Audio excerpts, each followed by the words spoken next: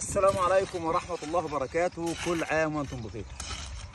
الدور هاي يا جماعة شايفين اهي تقريبا عمر 15 يوم، لسه ما غرتش الا مية واحدة، والعند دلوقتي لسه ما غرتش كيماوي، مش هتاخد كيماوي الا بعد 10 ايام ان شاء الله. دلوقتي يعني بعزق الفول دوت عزقة مقلوبة. اللي يعرف انا بعزق الفول دلوقتي العزقة المقلوبة دي ليه؟ يبقى راجل فلاح مظبوط جدا جدا جدا، او مهندس زراعي فاهم، مش حافظ بس، لا حافظ وفاهم.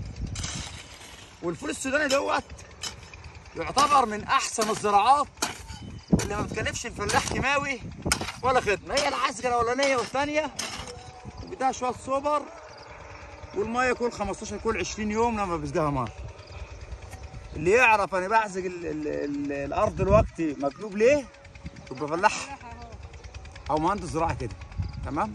بصوا الفرق بين اللي انعزق من اللي ما انعزقش. طب ما انت مهندس يا باشا. سنة وانت طيبة يا عم.